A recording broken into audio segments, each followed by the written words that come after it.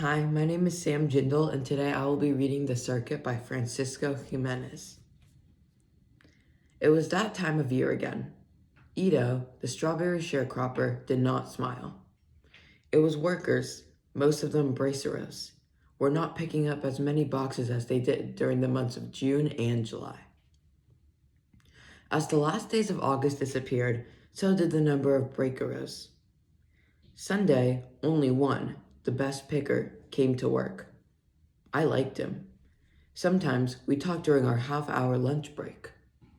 That is how I found out he was from Jalisco, the same state in Mexico my family was from.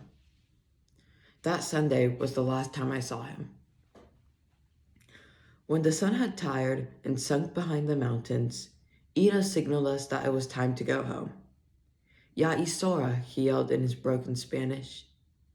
Those were the words I waited for 12 hours a day, every day, 7 days a week, week after week. And the thought of not hearing them again saddened me. As we drove home, Papa did not say a word. With both hands on the wheel, he started at the dirt road. My older brother, Roberto, was also silent. He leaned his head back and closed his eyes. Once in a while, he cleared from his throat the dust that blew in from inside. Yes, it was that time of year. When I opened the front door to the shack, I stopped. Everything we owned was neatly packed in cardboard boxes. Suddenly, I felt even more the weight of hours, days, weeks, and months of work. I sat down on a box. The thought of having to move to Fresno and knowing what was in the store for me there brought tears to my eyes. That night, I could not sleep. I lay in bed thinking about how much I hated this move. A little before 5 o'clock in the morning, Papa woke everyone up. A few minutes later, the yelling and screaming of my little brothers and sisters, for whom the move was a great adventure, broke the silence of dawn. Shortly, the barking of dogs accompanied them. While we packed the breakfast dishes, Papa went outside to start the carsanjita. That was the name Papa gave his old 38 black Plymouth. He brought it in a used car in Santa Rosa in the winter of 1949. Papa was very proud of his little jalopy. He had a right to be proud of it. He spent a lot of time looking at other cars before buying this one. When he finally chose the Carcanchita, he checked it thoroughly before driving it out of the car lot. He examined every inch of the car. He listened to the motor, tilting his head from side to side like a parrot, trying to detect any noises that spelled car trouble. After being satisfied with the looks and sounds of the car, Papa then insisted on knowing who the original owner was. He never did find out from the car salesman, but he bought the car anyway. Papa figured the original owner must have been an important man because behind the rear seat of the car he found a blue necktie. Papa parked the car out in front and left the motor running. "Listo," he yelled. Without saying a word, Roberto and I began to carry the boxes out to the car. Roberto carried the 2 big boxes, and I carried the 2 smaller ones. Papa then threw the mattresses on top of the car roof and tied it with ropes to the front and rear bumpers. Everything was packed except Mama's pot. It was a large old galvanized pot she had picked up at an army surplus store in Santa Maria the year I was born. The pot had many dents and nicks, and the more dents and nicks it acquired, the more Mama liked it. "Miola," she used to say proudly. I held the front door open as Mama carefully carried out her pot by both handles, making sure not to spill the cooked beans. When she got to the car, Papa reached out to help her with it. Roberto opened the rear car door, and Papa gently placed it on the floor behind the front seat. All of us then climbed in. Papa sighed, wiped the sweat off his forehead with his sleeve, and said wearily, "Es todo." As we drove away, I felt a lump in my throat. I turned around and looked at our little shack for the last time. At sunset, we drove into a labor camp near Fresno. Since Papa did not speak English, Mama asked the camp foreman if he needed any more workers. "We don't need no more," said the foreman, scratching his head. "Check with Sullivan down the road. Can't miss him. He lives in a big white house with a fence around it." When we got there, Mama walked up to the house. She went through a white gate, past a row of rose bushes, up the stairs to the front door. She rang the doorbell. The porch light went on and a tall, husky man came out. They exchanged a few words. After the man went in, Mama clasped her hands and hurried back to the car. "We have work. Mr. Sullivan said we can stay there the whole season," she said, gasping and pointing to an old garage near the stables. The garage was worn out by the years. I had no windows. The walls, eaten by termites, strained to support the roof full of holes. The dirt floor, populated by earthworms, looked like a gray road map. That night, by the light of a kerosene lamp, we unpacked and cleaned our new home. Roberto swept away the loose dirt, leaving the hard ground.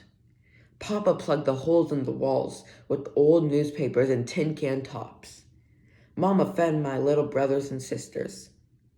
Papa and Roberto then brought in the mattress and placed it in the far corner of the garage. "Mama, you and the little ones sleep on the mattress. Roberto, Panchito, I will sleep outside under the trees," Papa said. Early the next morning, Mr. Sullivan showed us where his crop was, and after breakfast, Papa, Roberto, and I headed for the vineyard to pick.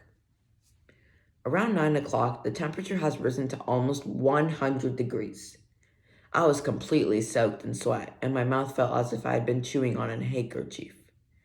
I walked over to the end of the row, picked up the jug of water we had brought, and began drinking. "Don't drink too much, you'll get sick," Roberto shouted. No sooner had he said that than I felt sick to my stomach. I dropped to my knees and let the jug roll off my hands. I remained motionless, with my eyes glued on the hot, sandy ground. All I could hear were the drone of insects. Slowly, I began to recover. I poured water all over my face and neck, and watched the dirty water run down my arms to the ground. I still felt a little dizzy when we took a break to eat lunch. It was past 2 o'clock, and we sat underneath a large walnut tree that was on the side of the road. While we ate, Papa jotted down the number of boxes we had picked. Roberto drew designs on the ground with a stick. Suddenly, I noticed Papa's face turn pale as he looked down the road. "Here comes the school bus," he whispered loudly in alarm. Instinctively, Roberto and I ran and hid in the vineyards. We did not want to get in trouble for not going to school. The neatly dressed boys about my age got off. They carried books under their arms. After they crossed the street, the bus drove away. Roberto and I came from hiding and joined Papa. "Tienen que tener cuidado," he warned us. After lunch, we went back to work. The sun kept beating down. The buzzing insects, the wet sweat, and the hot, dry dust made the afternoon seem to last forever. Finally, the mountains around the valley reached out and swallowed the sun. Within an hour, it was too dark to continue picking. The vines blanketed the grapes, making it difficult to see the bunches. "Vámonos," said Papa, signaling to us that it was time to quit work. Papa then took out a pencil and began to figure out how much we had earned our first day. He wrote down the numbers, crossed them out, wrote down some more. "15," he murmured. When we arrived home, we took a cold shower underneath a water hose. We then sat down to eat dinner around some wooden crates that served as a table. Mama had cooked a special meal for us. We had rice and tortillas with carne con chile, my favorite dish.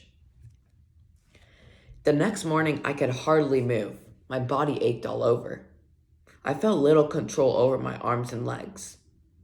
This feeling went on every morning for days, until my muscles finally got used to the work.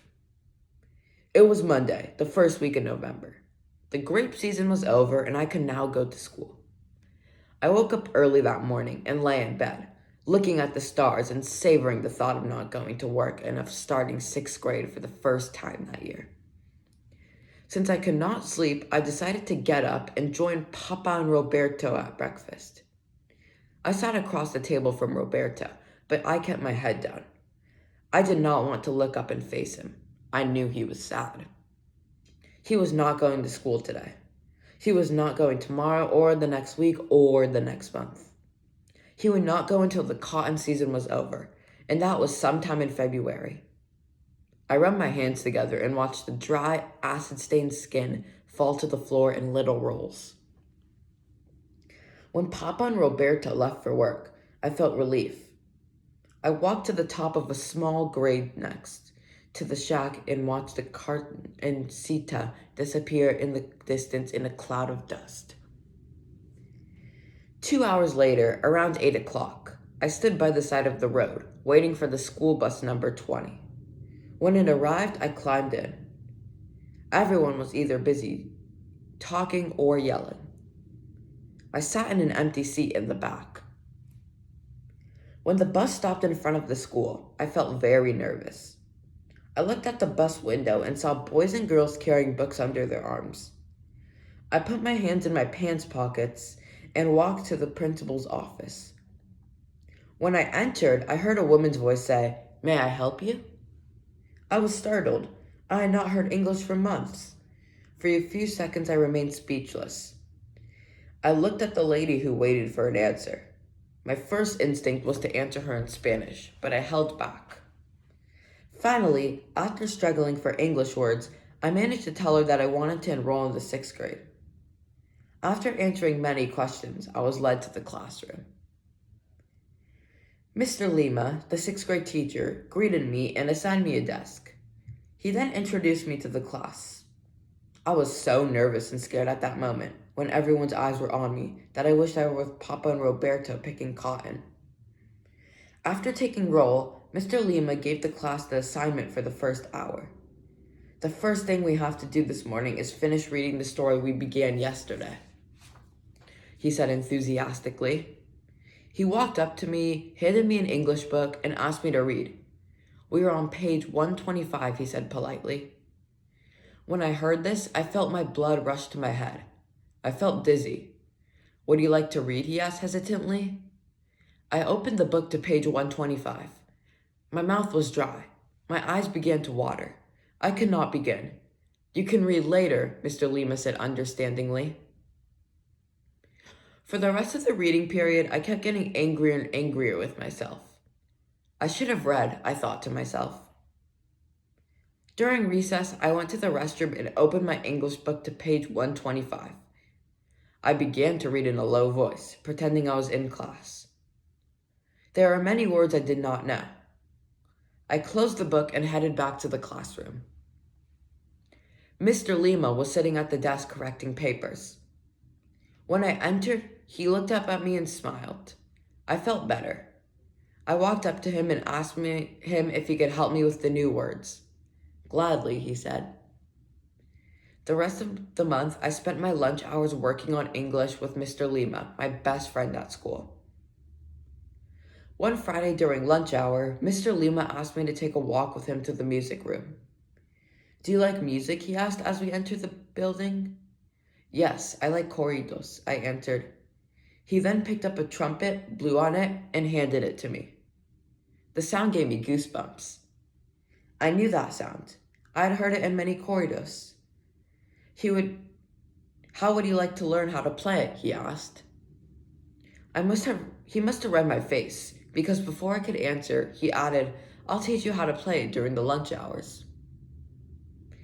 That day, I could hardly wait to get home to tell Mama and Papa the great news.